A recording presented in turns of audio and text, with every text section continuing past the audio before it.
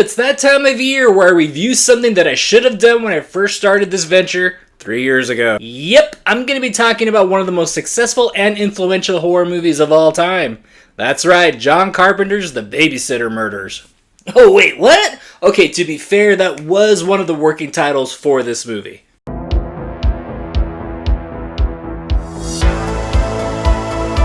Legend has it when young filmmaker John Carpenter premiered his film Assault on Precinct 13 at a film festival in 1976. Also attending this film festival was indie producer Erwin Yablans, and he was also a big fan of John Carpenter's film. Erwin and financier Mustafa Akkad reached out to John Carpenter to see if he'd be interested about making a horror movie about babysitters being stalked by a serial killer on Halloween night.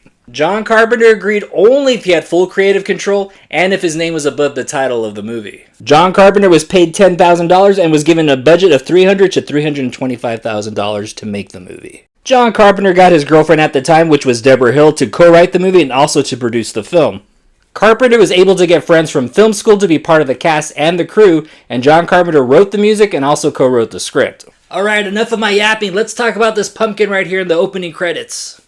Most people like to draw attention to the cleft lip of the pumpkin, but if you look at the face closely, it kind of looks like the eye and the nose are Michael holding a knife. Trick or treat, smell my feet, give me something good to eat. Now, most people don't know this or don't care, but a lot of this opening scene right here was done in one take, which really wasn't a thing at the time. Bobby, what are you doing? I just want you to touch it. Just touch it, come on. Now, you can imagine with the limited budget and the amount of time that they had, this was probably really hard to coordinate in one take. We gotta get some sleep. That's a knife. Now, they were actually able to figure out a way how to make it cut nice and smooth. It's actually pretty brilliant. Let's see if you can spot it.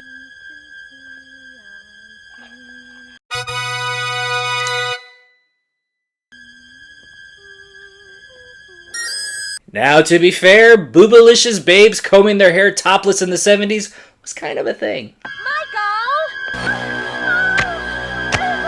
On the defense of Michael, he went that way, but he could have taken this creepy route too. Wow, prodigious boobies, sis. The hands that you actually see doing the stabbing are actually co-writer and producer Deborah Hill. And again. Michael? Holy hell, is Jason Voorhees? I can only imagine what Michael's parents are saying during this scene. Fuck you, you little dipshit! Michael Myers spent the next 15 years of his life locked up at Smith's Grove Sanitarium, where he was under the care of Dr. Loomis. Dr. Loomis and colleague were going to go pick up Michael the night before Halloween so he could stand trial for the murder of his sister Judith. Why, you ask? Because that is the law. People will often ask what those 15 years of Michael being locked up were actually like.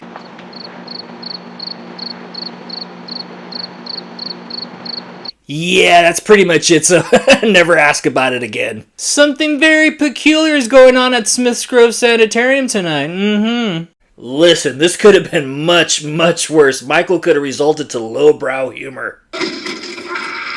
Michael manages to escape. Just listen to the getaway music. We meet our main character, young Laurie Strode over here. She's running an errand for her dad while she's on her way to school. Oh look, Tommy Doyle. He probably has some encouraging words to say. Evil dies tonight! Well, that errand for her father was actually dropping off a real estate key at the old Myers house. What a jerk move. Laurie's probably like, oh, I'm finally alone. Meanwhile, Dr. Loomis is trying to get to Haddonfield, but then he discovers one of Michael's lot lizards taking a nap. Michael was actually ahead of his time. Stalking a girl outside her window wasn't deemed romantic until the 80s. Michael did have to leave abruptly due to street sweeping. Michael really has a thing for stalking the first people that he encountered in the morning. And now he's back to stalking Laurie and her friends on their way home from school. Hey, baby, ¿qué pasó? And now he magically appeared on the sidewalk moments later. Now, I really would have loved to hear him go, oh shit, and start running across the lawn. There are moments in this movie where you start wondering to yourself, is Michael more than just a man, or is he something supernatural? But then you'll have Dr. Loomis giving you answers like this. This isn't a man. Dr. Loomis made it to Haddonfield and now he's checking out the cemetery. Over in Russellville. Old Charlie Bowles, about 15 years ago. He went out to the garage, and he got himself a hacksaw. And he kissed his wife and his 2 children goodbye, and then he proceeded... Where are we? I was always like, why did he interrupt that story? It's very interesting. Not only that, there could be a possible connection here. A man randomly kills his wife and family in the next town over 15 years prior. It was probably on Halloween night too. There's probably some sort of connection there. That is a little something I've always wanted to ask John Carpenter if there was ever any more backstory to that. As Halloween night begins, Laurie babysits and Michael starts stalking and killing her friends one by one. Dr. Loomis is getting the authorities quietly to try to help them hunt down Michael. John Carpenter deserves a lot of credit for directing this movie because we are following Michael on this journey and we are walking next to him most of the time, and then he's gone. It almost feels like Michael is aware the audience is watching him and then he hides from us, and then boom! While Laurie is off being the good babysitter, her friends are getting killed off one by one. Hell, even her friend is on the phone dying while talking to her. Hello, mijo? Are you there? What are you doing? Are you being good? Javier? Laurie, without the Scooby Gang, goes to investigate across the street. Between the darkly lit settings, the wind effects, and not to mention John Carpenter's haunting score, this scene really creates a lot of suspense. If I'm knocking and hollering 3 times, I'm just gonna head home. Michael is definitely a trickster and really good at setting booby traps. Booby traps. That's what I said, Sam. Setting booby traps. I'm a big fan of Less is More, but I really do wish there was a deleted scene of Michael carrying this heavy-ass tombstone up those stairs. Fantastic lighting. Come on, Laurie, just hit the breakaway glass. It's even outlined for you. Hello, help me!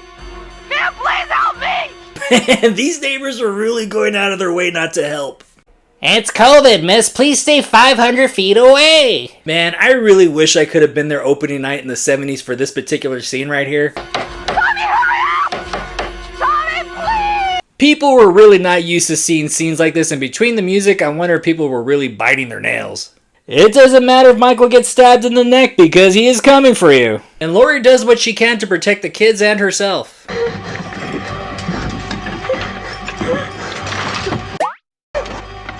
I cut you, man. I love this scene right here. Even though Michael might be cuckoo for babysitters, it is really important to have a strong core. Loomis shows up to slay the monster and shoots Michael exactly... Shot him 6 times! Shot him 6 times! I love this ending scene because Loomis just blasted Michael out of a 2-story window, then he sees he's gone.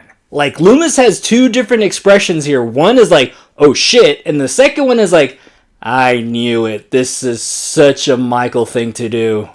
Then we get that ending montage of all the locations Michael's been at with his breathing over it. It's like, he is nowhere and yet he is everywhere.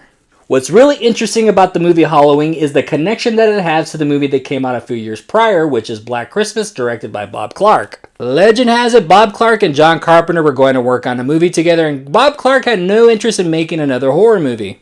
Supposedly, Carpenter had asked Bob Clark, hey, if you were ever going to make a sequel to Black Christmas, what would it be?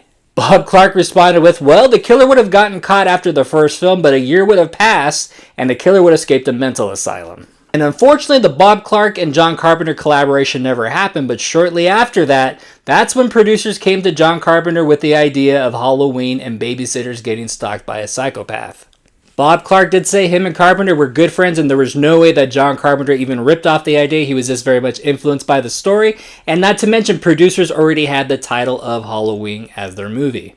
John Carpenter's Halloween is a good example of a low-budget independent movie looking like a big-budget Hollywood film.